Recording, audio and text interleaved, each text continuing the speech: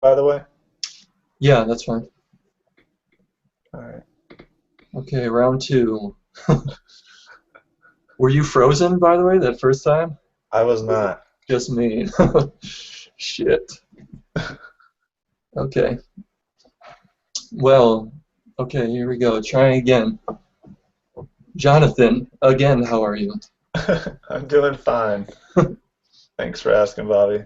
And you can call me Jonathan or Goose. Yeah, that's what I was gonna ask. Yeah, everybody in the Frisbee community calls me Goose, so it Hmm. feels pretty natural. Does anyone outside of Ultimate call you Goose? Any personal friends? Not really. I've got a couple of close childhood friends that I share with, like my buddy Rook, who plays Ultimate with me, and because he Sure, talks about me as Goose, some of them call me. that's funny. Yeah. So, but all right, is everyone like in your life aware of that name? Yeah, If yeah, they someone are. walks up to you and say, "Hey, Goose," they won't be confused or anything. No, they won't be too confused. It's funny though, like you get accustomed to hearing certain people call you Jonathan, and if they ever call you Goose, Yeah, it's like what? that's Like funny. if my mom were to call me Goose, it would be pretty. Yeah. All right, with that name, do you have a go-to Mother Goose rhyme right now? The only one that I remember from how I earned my nickname uh, is it's like the last one that I did because the story goes, as most Mhm. people may not know, um, I in college would change my voice recording almost every week to something that rhymed, and so somebody called me Mother Goose, thus Goose. Mhm. Um, and so one of them was they were all stupid, but one of them was like Little Miss Muffet sat on a tuffet. That does not sound very soft. And I that's like it. it. Like a tuffet, I have no idea what that is. So That's funny, very fitting. yeah, All right, could you give us like a short history of your playing Ultimate and all the teams you played on and such? yeah, sure. Fun. So I started playing competitive Ultimate in 2003 down in Florida. Um, I would play a lot of pickup, and then we heard about this group called the Cult, and we called them the Cult because they ran drills, and who runs drills playing frisbee? It's weird. So anyway, after going to one tournament with the Cult, we joined the Cult, and that was a team called Jacksonville Hammerhead, and that was my first club team. It was also my first like college experience. Sure. I didn't play for University of North Florida, and University of North Florida hardly even had a team. Hmm. And I didn't attend University of North Florida. I attended a local community college, but that's kind of how I first got started. Um, then, after 2 years of community college, I transferred to Wheaton College up around Chicago. Uh-huh. From Florida, I moved to Chicagoland and played 2 years there for Wheaton College, which was a brand new program. I think I started in the second year that it Hmm. existed. Moved back to Florida. Played for a team called Ronin, which was Florida's first attempt at taking all of its talent and making a run at nationals because Vicious Cool, Cycle cool. Yeah. had been a long time nationals contender, but not really very good at nationals. Uh, we failed at making it to nationals. It was a failed experiment. And then I played 2 years of mixed for a team called Jukebox Hero. We made it to nationals our first year. Missed it by one game our second year. Um, that was 2009 and 2010. So Okay. I started playing in 2003. First trip to nationals was finally 2009.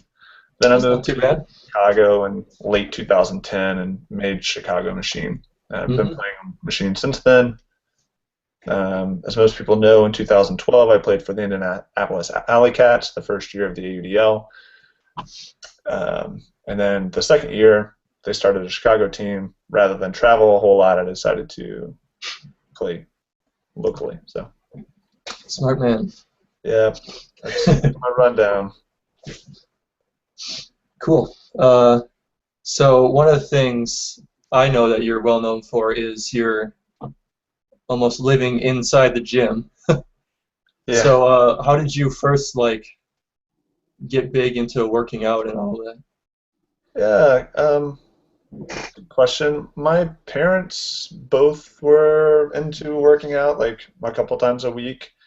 Hmm. And so at an early age, I kind of expected to work out. I just thought it was what normal people do. And so, like at age 15, I started working out. And it wasn't like serious lifting. Um, Yeah. it was just, use some gym equipment. My dad taught me kind of like bodybuilding sort of working out style, like isolate muscles and good form and all that Sure. stuff. Um, and then in college, I realized, hey, I kind of run fast and kind of jump high. What would happen if I like earned that and tried to run faster and jump higher? So I started doing research on what that looks like, and like I learned a lot about complex plyos, which is when you, for example, squat and Yeah. then you do some sort of plyometric exercise, a jumping exercise that looks just like a squat, like so you do it's like a, a box jump or something Hmm. like that. You pair those two things together and you get results. So that worked well for me. But it wasn't until my best friends in Florida trained with Tim Morrill in Hmm. like That's what I was going to 2011. ask you next. Yeah, about Tim. Yeah, 2011. My friends Rook and Kibo trained with him for 10 weeks, and the results were absolutely absurd. Yeah, like Rook gained 5 inches to his vert in 10 weeks, Wow. and Kibo got 6 inches to his vert. Their 40 times went down, Hmm. and their agility, like going through serpentines and even just cutting on the field, was like night and day. And so I figured, well, I would like some of that. Yep. So yeah, ever since then, I've been a huge follower of Tim. He's one of my buddies, and I talk about training with him all the time. And Hmm. so I spend a lot of time in the gym and trying to do field work and stuff like that. How many hours would you say you spend each day working out, both in and off season? I'm sure it's a little different. Yeah, it is a little different depending on where we are in the seasons. Uh, During the season, I try to get in to the gym 3 days a week. Hmm. So all I can do.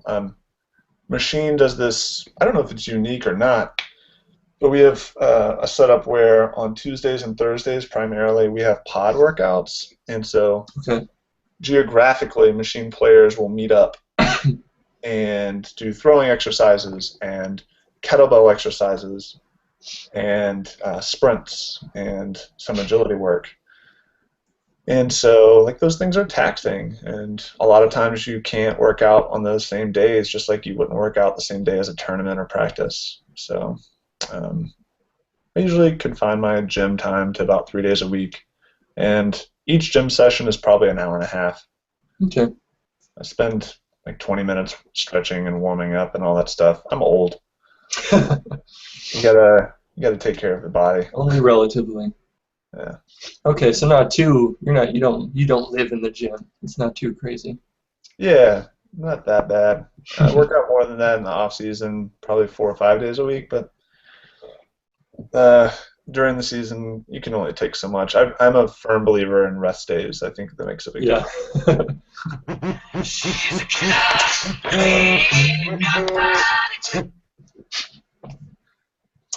Sorry. Okay. That's all right. All right. What gym PRs are you most proud of to this day? Um, yeah, I think I only have two that I'm like really proud of, Yeah. and it's my curls. I'm just kidding. It's deadlift and rear foot elevated single leg squats. Hmm. And so my deadlift PR was last year, and I did it with a not with a straight bar, but with a hex bar or trap bar. Sure. That was 455 pounds. Nice. It was a good lifting day. Yeah. Inspired because, well, Tim initially said, "Hey, if you want to be like a big strong man and do Mm-hmm. great stuff on the field, try to do 405." And so I did Wow. 405 and felt awesome about it. And then one of my buddies like kept going and he got like 425 kibo. Yeah. And I was like, well, he caught me and beat me, so I'm gonna see Can't what I let can that do. happen. Yeah, so I got 455.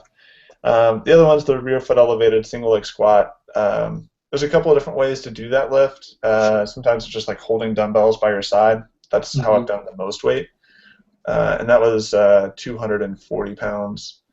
Um, and you can also do it in a front rack with a bar. I've Yeah. done that at 220 or 225 pounds, something like that.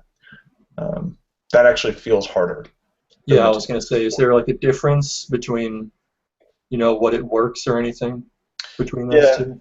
yeah, there is. I mean, basically the concept is the higher the weight is, the more your body is involved. Sure. It's a little bit less isolated, so you can just hold dumbbells by your side, and it's a lot of legs, and that's great. Mm-hmm. Like, you're trying to get, that's the point of the exercise. But if you Yeah. hold kettlebells up here or a barbell, you're going to have a lot of core stability challenge with the weight that high. So Mm-hmm. it's all good. It is very exhausting though doing heavy weights with it that high. Just Sure. you feel great afterwards, but during Yeah. it's pretty rough. Okay, first fun question. What Yeah, are 300-yard shuttles with 1-to-1 rest ratios, and why do you make everyone run them? yeah. So teams have for a long time done different conditioning Hmm. exercises, and a lot of time, like historically, that's been on the track. Like teams would run 400s or something like that, and that Yeah. was literally just a lap. Uh, Tim believes, and because I believe in what Tim believes, that we really shouldn't be training just straight up running. Like we should be training cutting as well and being explosive and foot patterns. Sure. Um, the 300 shuttles is basically running there and back. So it's a shuttle with cones 25 yards apart, and doing the math on that, you run there and back 6 times, or a total of 12 trips that are 25 Yeah. yards. When you start throwing the run to rest ratio in, most people, ultimate players, will be able to run these at around 60 seconds. So the math is when you first start, you run it at 60 seconds and you rest for twice as long, so 1-to-2 ratio, and Sure. so you rest for 2 minutes. After 4 weeks or 5 weeks or something like that, you've kind of acclimated. You start running them at 1 to 1.5 rest. And our team is like 90 days in, and so we are at the tail end of running 1-to-1 rest. And 1-to-1 rest is awful. It's really uncomfortable. Yeah. And we run 6 to 8 reps of these. So Okay. Yeah. usually the first week that we do them, we run 6 reps of the shuttles, and then Mhm. the second week we try to push it to 7. The third week we try to push it to 8. So running, 96 there and backs or whatever it may be, Yeah. like it's pretty tough. It's very exhausting. Last year we ran 150 shuttles, so half the distance. And so the reason we run 300 shuttles is because in the AUDL, the game's a little bit different than Yeah. Definitely. USAU. You don't have stoppages, and you have to be ready to run for like a minute at a time. That's what the average point That's length true. Yeah. is. So that's why we run 350 shuttle or 300 shuttles, and that's kind of our baseline as we head into close season. And we'll shorten it up, and we'll do things called Goose cones, and we'll do 150 shuttles, and um, more misery ahead, but Yeah. maybe not quite as rough. So are you the lone head of organizing all that fitness stuff for Machine, or is there, a committee that runs through you or anything? So as far as the like strength and conditioning aspect is concerned, it's just me. Hmm. And the team does a good job of leveraging talents on the team for all sorts of different things like travel logistics and um, treasury and stuff like that. And so they've come to me for the strength and conditioning stuff. I don't plan out our entire pod workouts like the captains throw in the throwing exercises. They're in charge of that. But as far as like what we do with kettlebells or off-season gym work or these sprints, they can blame me. That's funny. Well, yeah, as long as they have one person to blame. Yeah. That's like half of the tweets I see from machine players. Comments about running 300 shuttles and stuff. Yeah, it's awful. We have email chains that we send to each other every week that says like, here's what our times were, because we're not all meeting at the same place all the time. Yeah. We're competitive about it. Like last year and this year, there's some bickering back and forth. Like, hey, I'm not sure your cones were 25 yards apart. Sounds like they were a little closer. Your times are too fast. Like, it's good to have that competitive uh, component to it. Otherwise, you just won't work as hard. Yeah. I saw that I didn't actually see the questions, but that like are you smarter than machine player? That Yeah, thing you guys took, what was that all about? yeah. So every year we try to have some early season team bonding things. Sometimes it's a retreat where we do like something called game day, and this year we weren't sure if we were going to be able to have an official game weekend or retreat, so we tried to cram some stuff in one of our early season practices, and part of it was like little relay races, and then part of it were the questions. Mhm. And trivia has always been a part of game day, and this year was mostly logic questions, and there were some great questions in there. Like I Yeah. don't know if you read through them. But what was sad is that we kind of ran over in our practice doing other things, and so we had like 8 minutes to fill that thing out. Hmm. The questions are kind of hard, so not a whole lot of us got very many of them right, Yeah. being rushed. But I don't know. Our captains do a great job of like trying to bring us together, and even if you look like an idiot in one component or another, like it's better for the team. Yeah. Um, yeah.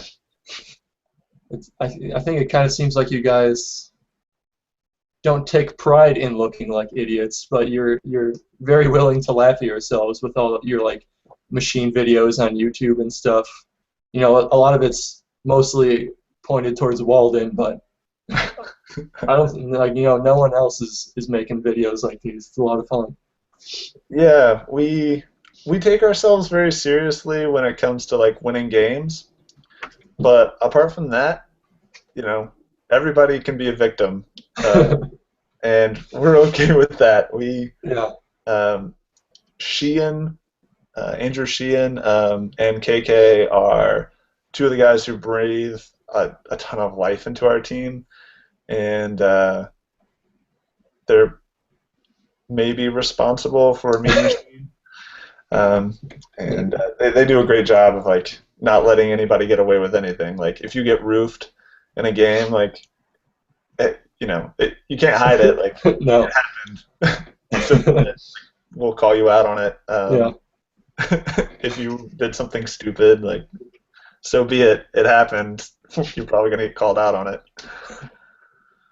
Yeah, correct me if I'm wrong, but I think there was like a recruitment video or something, and I think all of it was like a compilation of people getting skied and stuff on your team. Yeah, it's like Yeah, if you're in this video, feel free to try out for our team. yeah. If you were one of the people making us look like victims, Yeah, yeah, feel free to try out. Like that was great. if you're Bo Kittredge skying us or Yeah. whoever you are, yeah, please feel free to play for us. You're better than us, apparently. All right, you mentioned Mean Machine. I want you to answer this instantly and honestly. Do you run the Mean Brody Smith Twitter account? Do I or does Mean Yes. Machine? Do you personally? There are several people who run the Mean Machine or Mean Brody Smith Twitter. Okay. Um, some of whom would surprise people and also would delight people. That's probably my favorite follow recently on Twitter. Yeah, He's been away for a little while, me and Brody, but yeah. We try to. brewing some Some stuff. people tried to throw in some stuff recently that was topical. I don't know. I think it's got so much potential. Yeah. So do Uh, I. yeah. Okay, let's talk about some actual Ultimate stuff. All right. So Machine won the Chesapeake Invite a couple weeks ago. Yeah. How was that experience? Obviously, very positive Yeah. overall. We have our sights very clearly set on semifinals or better at Hmm. nationals, and we feel like the only way to achieve that is to make sure that we're in the semifinals or better at every tournament we attend. I think the logic makes sense, right? And uh, we are attending tournaments with the best teams in the country that we will see at nationals, like at Chesapeake. CHC will have it a little bit, but the Pro Flight finale will certainly be that way. Hmm. Um, we played well in almost every game. We struggled in only one, and that was the one that we lost in. I'll take the blame for that. I played poorly in the beginning of the chain game, and it sent us kind of snowballing. Um, but it was our one hiccup. Like everything else went pretty well. Hmm. Do you think, how do you view that win? Do you think it's an indication of things to come, more tournament victories? Do you think it was kind of a fluke? Do you take no real meaning out of it looking forward? Yeah, I mean, we certainly would like to use it as momentum going forward, but you only earn what you do. Um, it doesn't matter what you've already done Sure. to a big extent. Like last year, we were ranked second, which is where we're ranked currently right Yeah. now, going into nationals, and we didn't have a great nationals performance. So you can't just be like, yeah, we're a good team, so let's see what happens. We're a very hungry team, and we hope to show that this year. Chesapeake was just the start of it. We, as it was kind of written about a little bit, we had an advantage in playing for the Wildfire Yeah, sure. because not only have we had throwing reps, but we've been doing 300 shuttles for months. Like we're in decent shape for this part of the season. We're going to be in increasingly better shape, but so are other teams, and so Hmm. we hope that that will give us an edge all season long. But we also recognize that it gave us a huge edge at that tournament specifically. I think Shane was running 17 people at the end of Well, the tournament, and we were only running 20. But mhm. it's rough at a tournament like Chesapeake where temperatures were in the low 90s and 80% humidity. Yeah. It's a very tiring experience, so our legs gave us a big advantage. Um, Hmm. the other thing I would say is that we have Ron Kubalanza on board this year as a captain coach, Hmm. and while he can certainly do a lot for us on the field, one of the things that he does very well is monitor things that we've never talked a whole lot about before, like defensive efficiency after a turn, like giving us certain parameters, like below 20% efficiency after a turn and scoring Hmm. is bad. Like you're a bad team. Yeah. Um, if you're above 40%, you win games. Like keeping a very monitored approach to and statistical approach to a lot of things like that can, I think, make the difference between being a cusp team and finally getting over Yeah. that. So that's one of the things that we're hoping. Cool. How much uh, do you attribute this? I mean, I know it's only short term. The success to all of your guys' new players this year. Yeah, the Madison guys, for example, are a huge boon for us. Hmm. Uh, we lost 7 players from last year, and that's a little higher turnover than normal for us, but they were good players. Like, George Hughes Strange is 6'6" and Yeah. did a lot for us. He would handle and cut and get a lot of Ds. We lost Mike Scheel, who was a mainstay on Machine for a long time, O-line player. Um, we lost some really great players, but picking up Animal, picking up Wiseman, and picking up Pat Trywise has really helped us out for multiple reasons. The biggest of which is that without them coming on, we would have players like Walden Nelson playing in positions that he is not most optimally used. Sure. Like we would much prefer him to be on defense playing against handlers and then being a handler after the turn than being on Hmm. our O line, being a handler and then trying to like play defensive points part of the time. Bringing Animal on made that possible. That's a perfect example. They're going to be a big difference for us, I think. Cool. What is Animal's actual name? I'm not familiar with that nickname. Oh, Tom Annan. Tom Annan. Okay. Yeah, he was a hodag. Okay. Played Madison Club for a few years and is one of the main handlers with Andrew Brown on the Radicals. Cool. Um, One of the things I look forward to every Wednesday is Lou Burris's Win the Fields articles. I'm not sure how familiar you are with them, Mm-hmm.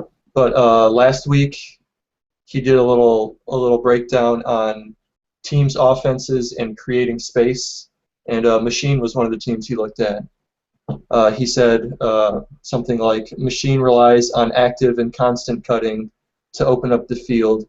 Cluster stack might be a better term than vertical. Do you think that's accurate at all? It can be. We end up being overactive sometimes in our stack. When we're running our best, we aren't. Hmm. Um, but I think one of the things that it demonstrates is how eager our cutters are to get the disc in their hands. And not all teams suffer from that same intensity. Um,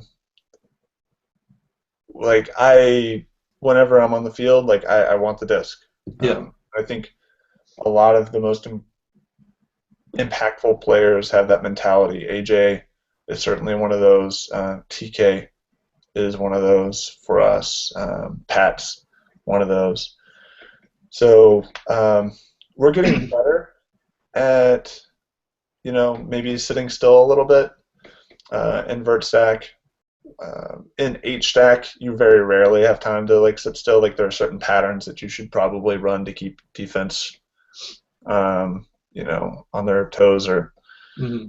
confused. But it may be true. We're trying to work some things out where we can better use like Bob's ridiculous break throws. Yeah. And Tom has great breakthrows as well. And so if we don't have a disciplined stack, we hamper those throws. Yeah, it's kind of unfortunate, like the past couple of years, there hasn't been any really great footage of Machine playing. I'm not sure why that is, but I'm glad you guys made it to the finals of Chesapeake and won, just so people could at least get a view of the team. It's pretty rare. Do you think you guys might get the spotlight a little bit more in the future with that win? Yeah, I think it's possible. We fortunately were one of the teams shown by Ultiworld at Nationals last year in our pre-quarters game versus Pony. Hmm. So that was another rare shot that people had to view us. Um, I mean, I think it's to kind of be expected. Years for years and years, Machine was not a top Nationals team. It Sure. wasn't until 2011 that we cracked the top 10, and since then it's been like ninth place, fifth place, and sixth place. And we've been on overall an upward trajectory as far as like talent and grit is concerned, Hmm. and placement and ability. So there's a lot to be said about, who do people want to see play. Yeah. For a long time, it hasn't been Machine. Like, they just weren't that good. We're finally pretty good, and so Mhm. I think people may be entertained by watching AJ Nelson sky everyone all the Yeah. time. So, Do you think you guys will enjoy being a little bit more in the spotlight, or did you like kind of flying under the radar and trying to break up into those semis and nationals? I think everybody likes being an underdog, Hmm. and we certainly embraced it. But we're also, I mean, we kind of talked about him earlier, like the Mean Machine account and stuff like that. Like, no matter what happens, we're gonna be a team that makes fun of ourselves and tries to bring humor to our persona. So even if we become like one of those spotlight teams, which would be an honor to become, it'll still be a little different than most teams that are in that spotlight. Like, it'll Hmm. never be like Revolver. We're too silly for that. Um, Hopefully, it doesn't. There's a conversation going on with our team right now about whether or not that silliness keeps us from being a Revolver. You Hmm. know, but it's part of our identity, so we'll see. So another thing I wanted to talk about for you personally, you were the D's leader in the AUDL for a couple of years, Yeah. and a lot of people saw you as a D line player. Yep. And then this year you're playing O line for Wildfire and Machine. Uh, have you always have you been in the past a D line only player? Have you always wanted to play O line? What's the relationship there? So I joined Machine in 2011, and I was primarily a D-line player, but I was kind of an O-line sub. Hmm. So they'd bring me in occasionally, and I didn't play a whole lot of offensive points through most of the season, but then at Nationals, we had one of our primary cutters, Rory Gallagher, go down with an ankle injury, and I had to fill in. Hmm. And it was in Florida. It's like my home turf.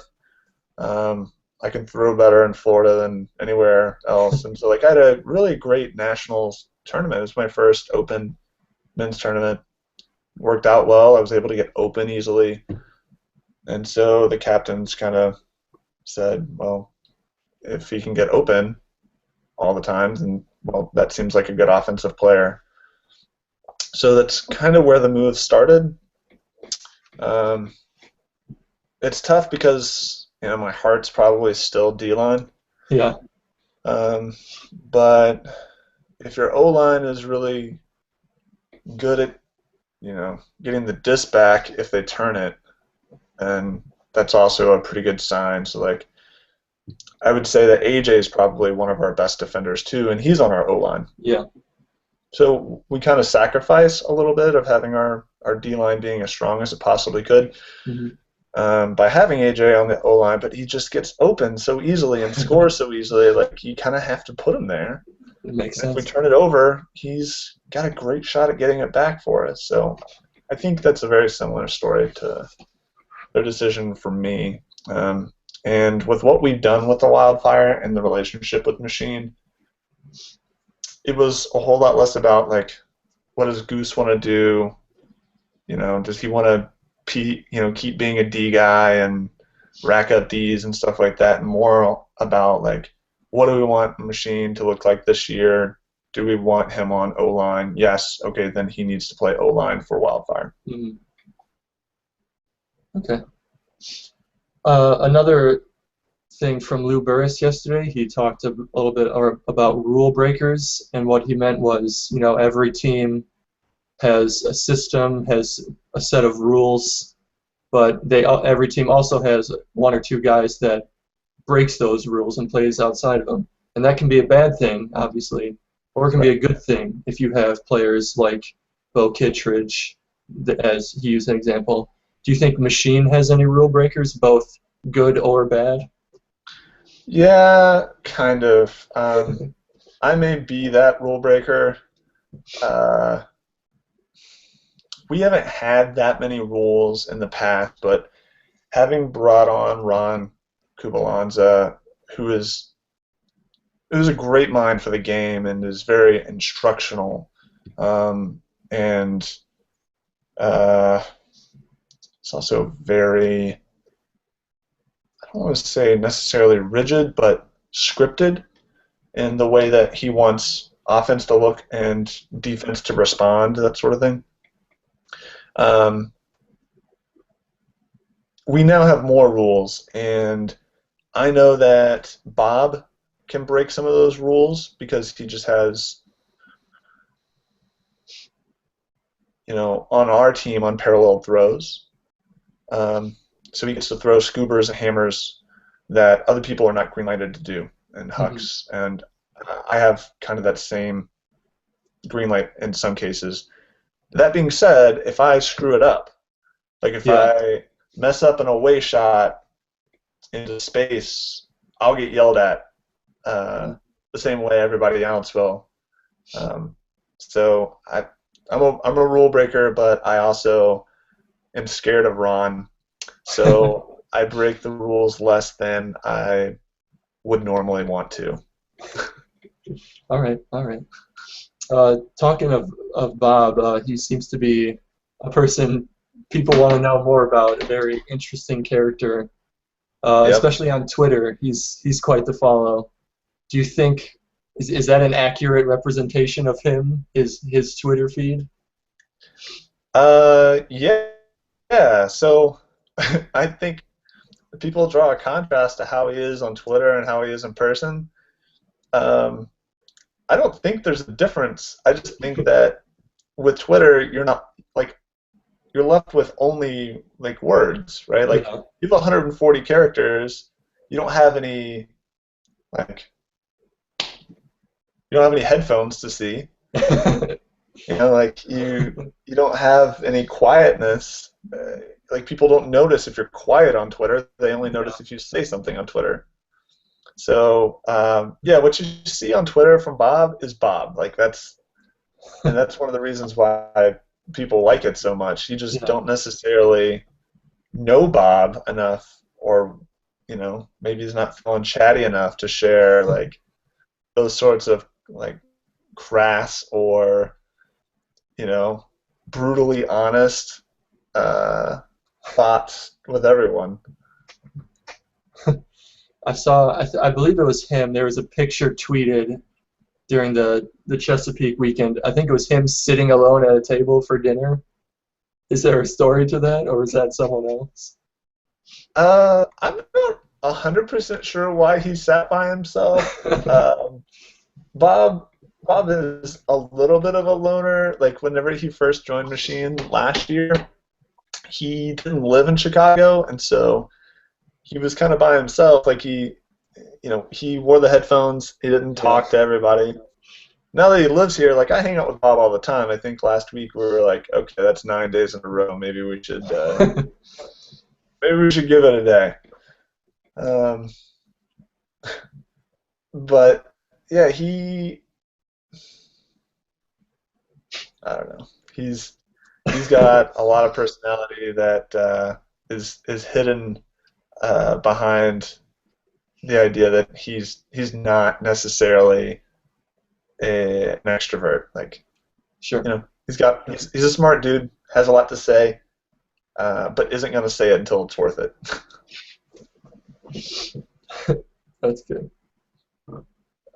What else do I have here? Credit card roulette.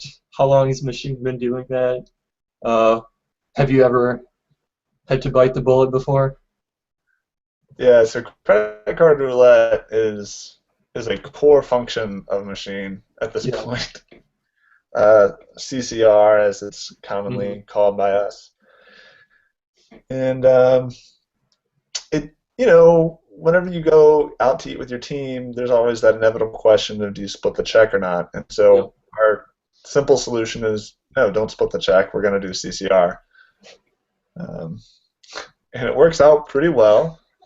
Uh, some people, it's funny, like end up in patterns of losing, Hmm. um, and it's always fun to see. We have a certain ceremony when it comes to CCR. Like, there's always that moment of, hey, are we going to do CCR? The Uh-huh. answer is probably yes.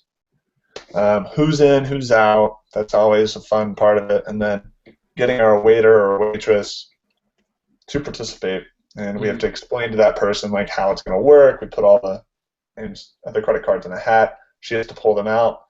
Part of the ceremony is covering up the credit card and reading the name so that when she pulls it out, you can't just immediately know that you're off the hook. And whenever they get to the last credit card that's in the pile there, that person pays for everything. There are all sorts of variations of CCR that I can't really go into, Yeah. uh, like buying insurance from people. Like, you can insure other people for certain costs. Wow. And there are certain situations where the second to last card gets cash. There are new situations where the third to last person gets PayPal money, like from people who want to just pay PayPal, and I don't know. It's a blast, and yeah, Yeah. I've been the victim. None of mine have been absolutely brutal, but I had one that was $140, and that one stung a little bit. Yeah. How The worst we've like seen is like $600. 600? Yeah, I was gonna ask. That's Yeah, it was. do you feel bad about giving that to someone or It's part of the game. yeah. We have a saying on our team: it's a free dinner every time, or it's a free lunch every time, or it's usually just it's a free meal every time. And it's the idea that what are the chances? Like, you're like 1 in 12 or 1 in 6. Like, there's no Yeah. way your card's gonna get pulled. It's a free meal every time, except for when it's not. Yep. But then you just have to say, "It's cool, guys. I wanted to buy my friends breakfast." Or There you go. Okay, I'm not sure which form of media Brody would do this on, but he would have his one bite challenges, if you're familiar. yeah, Okay, if you had to pick against anyone, what is your go-to one bite challenge that you think you would win? like who would I challenge, or like Yeah, what like food? what food? Ooh, What food can you just nail in a one bite challenge? Preferably something challenging. right. We do one bite challenges at cut camp, and Oh yeah. we make them uh, deceptively difficult. So like we'll peel an orange, and there won't be Mhm. necessarily big oranges. They're like the size of your hand. But oranges are juicy, Yeah. and there's nothing funnier than watching a high schooler plop a whole orange in their mouth, expecting to just absolutely dominate this one bite challenge, and then seeing orange juice come out of their nose. We do the same thing with ice cream. Ooh, Ice cream's pretty funny. that sounds painful. Yeah, in some cases it's very painful and funny. I don't know. I think I like donuts a lot, Hmm. so it might come down to donuts. I Yeah. would probably do the same thing. Yeah. Okay. What are some other fun ones? All right. Here's some that people wanted me to ask. Okay. Favorite cleat and type of socks to wear for All right. tournaments. Good question. So favorite cleat uh, that I've ever had has been the Adidas Adizero Smoke. So a Hmm. lot of people bought the 5-star cleats when they first came out, and also Yeah. bought like the 2.0s. This came out when the first 5-stars came out, but they had some small differences. Like the 5-stars came out at 6.9 ounces. This was 7.1 ounces, so like not much heavier, Sure. but it was supposed to be like nicer material and whatnot. They've been phenomenal cleats. Easily the best cleats I've ever had. Um, they lasted me through a pro season, a club season, a pro season, a club season, a pro season, and I just lost a cleat Wow. as this club season has started. So not only are they the smelliest cleats of all time because they've lasted longest, but they've been phenomenal cleats all the way through. I'm hoping that the 3.0 5 stars are as good as the smokes. That's probably my next cleat. But yeah, that cleat's awesome for several reasons. One, it's super light, and two, like I far and above prefer football cleats over soccer cleats. Yeah. Soccer cleats are usually lighter, but at 7 ounces, it doesn't matter. Like it's a very light cleat. That toe cleat, though, for football cleats, can be the difference in like a nasty layout grab or nasty layout D and not having the grip. So, big proponent of football cleats. As far as socks are concerned, like I think in some cases it really has to do with pairing the socks to the cleat. Yeah. As kind of like weird as that sounds, but my favorite socks are Swiftwick socks. Most people haven't heard of them. Yeah, no. They're in my bag, but yeah, Swiftwick. That's spelled like Swift, and then W-I-C-K. Sure. They're thin. They're durable. Like one of them lasted me 2 seasons. Unpaired. I recently got like their sleeve. And I think it's for bikers or cyclists or whatnot, not like bikes. Yeah. But it's everything that I've tried of theirs so far has been really great. So Swiftwick socks, big thumbs up. Durable, light, and relatively dry sock. Like I sweat a lot and they stay fairly dry. Can you get those like at a in-person retailer? Is that an online-only kind of thing? Yeah, I've only seen them in a couple of places and retail shops. So just grab them online. They are very like tight sock. So like I wear a size 13 and I wear an extra large in that sock. It says it goes up to like 12.5 for a large. Definitely, if you have that size foot, like go for the extra large. If you have the sizes are very true, but Swiftwick socks are pretty stellar. Cool. Yeah, I've never heard of those before. Do you have a best disc race time? A disc race time? Yes. Do you need me to elaborate on a disc race? Yeah, like what does that mean? So you flip the disc over and you fill it with beer. Oh, and you chug it without stopping. Yeah. No, I don't. I mean, I know that it fits 4.5 beers. Have you done it before? I've not. Tried it? Little known fact: I don't drink at all. Oh, okay. So I don't spoil the parties. Like I like hanging out with my teammates, even when they're drinking. Like that's totally fine. They're fun when they're partying. It's just I have a taste aversion to it, and it requires a lot of alcohol for me to be feeling the effects of it. And so for me, it's like kind of a wimp. I don't want to drink something that tastes terrible repeatedly to eventually feel something. So that's fair. Yeah, I'm a pretty like loose guy in general, and I don't know. I don't need a whole lot of help to have fun with my friends. Good. Better for you. Yeah. All right. Exact number. How many people have you skied in your career of Ultimate? I'm sure you have, one of those little stroke counters like they use in golf. You have to check on another one. Yeah, I've got little notches on my fanny pack every time I sky somebody. No, I have no idea. Fortunately, I'm pretty jumpy, so it's happened a good bit. I'm also only 6 foot tall, and so like, I mean, I'm 5'12", like I'm exactly 6 feet tall, so I have to time my jumps really well, and I end up a lot of times guarding tall guys. So, I feel good whenever I sky somebody. A lot of times people are like, "Oh, you skied Goose," and I'm just like, you know how hard it is for me when you're 4 inches taller? Like, it's hard. Yeah. So, yeah, no idea. That's all right. Had to ask. The people wanted to know. Yeah, close the door. Sure.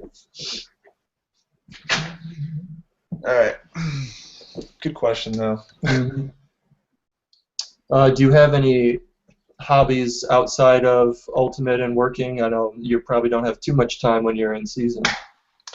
Yeah, I mean, yes and no. Like, um, I don't get to engage in one of my hobbies very often, and that's cars. hmm Um, I've always, kind of been into cars, like fast cars, more so than like old cars or something Yeah. like that. Um, like I have a 2005 Saab. Um, well, they call it a Subaru. It's a 92X. It's basically a Subaru WRX, so it's like hmm turbocharged and the wagon, and it's fun, and it's got like 100 horsepower more than whenever I bought it. I did all the installs myself. Like that Okay. stuff's fun for me to do, but I don't do a whole lot with it, like on a day-to-day basis, thankfully, because my car is reliable. Like I got it Yeah. reliable, fast, and fun, which is good. Yeah. But I'd love to do things like autocrossing. I just don't have time to do it, and whenever those races are happening, I have tournaments or practice. Yeah. Um, that's one of my only hobbies. Like working out's kind of a hobby. I Yeah. enjoy. I guess. Yeah. Sure. Yeah, I enjoy going to the gym. I sometimes like to call it my playground. Um, but it's also super functional. Like it's all related to trying to be good at ultimate, like having that body armor or Yeah. being faster or whatnot. Do you what all kind of stuff do you do? Like, do you like to do at the gym? Like, you're working out, but there's stuff like yoga, other stuff like that. Do you do any of that? Yeah, I've done some yoga occasionally, and I kind of like yoga, but I don't do it all that often because I do a whole lot more focused stretching, like Tim Morrill's four-way hip model, hmm something that I focus on a lot as far as like the power that you're supposed to generate from your hips and the mobility that you're supposed to have with your hips. So like that's where most of my stretching takes place. Um, I think I'm not gonna ever like knock yoga. I think it's great for you. I just don't have enough time Yeah. to do everything that I want to do. I don't do CrossFit. I've done it, a couple of times. Like, I think CrossFit can be really great, but I also think that, like, for the ultimate player, it has some major gaps. Everything you Yeah. do in CrossFit's with two legs, as opposed to Yeah. like, So you're unilateral. not one of those guys who, swears by it or curses everyone that does it. You fall in the middle somewhere. Right. Yeah. I mean, and I think that we got a guy, Andrew Sheehan, for example, Yeah. who, um, he's lost like I don't know, 20 pounds maybe over the last couple of years by doing CrossFit and is in super great shape now. Like he's one of our best handler defenders. He's 31 and in great Hmm. shape, and it's as a result of CrossFit. And like he's Yeah. kind of gotten away from CrossFit and done a lot more um, like sort of powerlifting stuff. But all that started with CrossFit, and I don't know, like there are some major bonuses to doing it. hmm You get you get in great shape. You just want to make sure that you're not susceptible to injury by neglecting the things that Yeah. you need to perform like on a field. So hmm are you gonna be at or a part of Chicago Sandblast in a week? I am. I'm really excited about it. I'm going to play Yeah. with Drozba, I think is the name. Um, we won last year. Oh And, yeah. yeah, and they won the year before that, but I wasn't on that team. We've got a pretty good team this year. I'm excited because the Boracay Dragons are Yeah. coming into town. You think they'll win? You think you guys can beat them? I have no idea. I hear wonderful things about them. Like I hear that Yeah. they are just unsightly fast and can jump in sand like no one else does. So I'm super excited to see what they're capable of. Mhm. I'd love to play them. I'd also like to watch them play another team. Sure. Um, So we'll see how that goes. We have some good players on our Sandblast team. We might have just gotten Bob Lou as a late Oh, addition. So, and then we had AJ as a late addition. We've got Pat Trywise and wow. Tom Annan, the Ladones. It's Johnny Hawk's team, the legend Okay. of Chicago. We got some good people. We need maybe another awesome lady, if there's any ladies watching this. So you'd consider Fingers yourself crossed. awesome. You know, shoot me a text or a tweet. Yeah, did you see that? I think Ultimate Globetrotter, it's called, from Skyd Magazine. Oh yeah, with Elliot Trotter. Yeah, I they just did their first episode with the Boracay Dragons. It was yeah, amazing. I've been meaning to watch it. I heard some good things about it. I watched Tim's video about him training in Yeah. Boracay on the Southeast Asia tour and whatnot, but I Hmm. haven't had a chance to look at Elliot's article yet. I've been wanting to. It's great. Those Uh, guys are gonna be staying over here at our place this weekend. yeah, Well, the not this Dragons. next weekend. Yeah, Wow. I'm excited to get to know them a little bit. I live in a frisbee house. Like, first floor is frisbee guys, ex-frisbee guys. Second floor is frisbee people. Third floor is too. And so, like, Wow. they're gonna stay in our building, and it should be fun. Yeah. Oh, I guess I haven't talked about the wildfire at all. How do you feel after that last kind of disappointing weekend? Well, I guess disappointed would be a good word Doesn't for it. leave you anywhere. I tweeted, and somebody rightfully called me out on it that we were gonna hop on a bus, we were gonna win and hop on a bus and come Yeah. back, and we didn't win.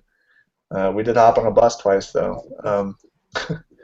We expected to win. We're a pretty good team. It sucks because people have asked why is Machine so good and why is Wildfire Yeah. so bad. I think, did you retweet that? There was a tweet somewhere I saw Yeah, asking that exact question. yeah, I did retweet that. I'm not afraid to Yeah. embrace that concept. Um, a lot of it just comes down to our roster, right? I mean, every game that we lost, we were missing significant numbers of machine players. Hmm. Somebody said, it's because we don't have the Madison guys. Yeah, Madison guys would be a huge help, but Yeah. They're doing pretty good themselves over there. yeah, exactly. Those three guys would make a difference for us, absolutely. Mhm. But it boils down to us missing key machine players. Every game that we lost, we were missing um, at least four, usually five or six machine players, and it's tough. Yeah. When when you think about, so I was a philosophy major, and there's this cool, well, at least I think it's cool because I'm a nerd, I guess, but there's this cool philosophy that it's about parts and wholes, and it's if you remove a leg of a chair, is it still a chair? Yeah, probably. If you remove two Yeah. legs of a chair, is it still a chair? Yeah, you probably would still look at it and say, look at that chair over there. How many components can you remove from that chair and still call it a chair before it's just Yeah. something else? And it's always really interesting to think about your team that way. Like, if you remove one person, it's still Wildfire. If you remove six people, it's still Wildfire. We're going by that name, but it's Yeah. a different team. And Hmm. so it was really frustrating to lose that game. We wanted to win. We wanted to go to Toronto, Yeah. uh, but why did it happen? We're missing some players that we would really love to have had there. Some people blamed Brody. I think Brody played fine. Yeah. He threw some amazing throws. He did. Yeah, did he struggle in defense? Yeah, I mean, what do you expect? He's still recuperating, and he Yeah. certainly hasn't had enough time to get his cardio up. But it wasn't his fault, that we lost that game. No. Do you think the bus ride had anything to do with it? Did that tire you guys out coming through the overnight bus ride? You Anything like know, that? I'm not going to use that as an excuse. We certainly, though, if you were watching the game, looked like we were a step slow in the beginning. Hmm. On defense, on offense, I think we looked okay. Like we looked fast. It Yeah. wasn't our offense that helped us, win that first half. Like we didn't win that first half, and it was our offense's fault. But our defense is known for getting lots of blocks and generating lots of turns. Like we have one of the Mhm. better defenses in the league, but we couldn't do that in the first half. And yeah, sure. I mean, we were slow, and Yeah. being on that bus for 14 hours probably had something to do with it. Sure. Uh, so who do you think's going to win the whole thing for the AUDL? I have no idea. I will tell Right. you this. The game I'm most excited for is, and I'm probably no different than anyone else, is the Spiders Radicals game, Yeah. because the Radicals defense is no joke, really good. Like Hmm. it's not just that they frustrate like Midwest teams who aren't necessarily great offensive teams, but all of that is true. I think I think it's a good defense. Like I think that the design of it is impressive, Hmm. and uh, their implementation of it is even better. You have two gigantic guys, like 6'6" and a Yeah. 6'4" mark that's double teaming you. It's hard to even see the field, much less Yeah. throw. So I'm excited to see like what an arsenal of really good offensive players Hmm. looks like against that zone. It's going to be a fun game to Yeah. watch. Even though I typically say I hate Madison Radical games because there's so little scoring, it's not fun to watch. Hmm. I'd much rather watch like flamethrowers play Spiders, where it's just a bunch of Yeah. hugs. Those games end like 28-25, and then you guys go play Radicals. It's like 14-12. Right, right.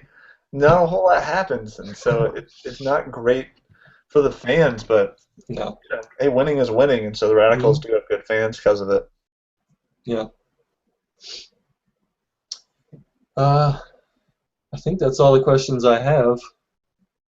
It's been what, almost an hour. I didn't know how long this would take us. Yeah, that's a solid hour. Yeah. I don't know if we got any questions while we started. Like I haven't really checked. Oh no. Let's see if Maybe we Twitter check it says real quick. anything. One person said something. Well, if it's worth Yeah, sharing. yeah. I don't know if on YouTube. I haven't checked YouTube until just now. Um, I get to see you Right. twice. I think that means we're live. Oh yeah, that link, like, there's a different link, I guess, here. So I should have fixed the link. Yeah, I thought it was the same too, because I don't know, it's weird. My little Hangout window gives me a link, but that wasn't the right one. I gotcha. So So, but I see that people are watching, so my bad, everybody. they found it. Well, we Eight can, people. Eight we people can found post, it. at least it's archived, so people can Uh, watch it afterwards. yeah. All right. Well, no comments on the YouTube, so we don't have to do anything there. Okay. Yeah. Some of the other guys from Machine will be happy to do this, I think. Yeah. And at least I hope they are. It would be a miracle if you got like Walden to do it, Yeah, you think? I the think he's quietest another one person. people would like to see. Oh yeah, absolutely. I mean, it's funny how many people don't know who Walden is, and he's one of our captains. He's one of Yeah. the that we're good. Um, like people have questions like, why does he always wear red? Yep. Why is he the number one weirdest person on his top five weirdest people list Yeah, on Bob Machine? Lou generates a lot of interest in Walden. Yeah, it's because no one who isn't familiar with Machine, people who aren't Yeah. familiar with Machine, they don't have no idea who this Walden person is, and Hmm. and he's fascinating to us. So of course he might be fascinating to other people. But if you get him, man, good luck. I'll try. Him and Bob Lou, I think, are what the people want to see. But Yep. hopefully I can do this with a bunch of you guys. I Yeah. think it'll be fun. All right, man. Well, Yeah. I appreciate you asking to do this. I appreciate you agreeing to do it, even though it took a little while to figure it out. That's all right. Yeah, we're good. Mhm. All right. Well, thank you. Good luck to you guys and Machine and your sandblast. You got a bunch of things going on, so sounds like you'll find a lot of success pretty soon. I certainly hope so. I appreciate it, man. I'll talk to Yep. you soon. All right. We'll see you around. Thanks. Bye bye. Bye.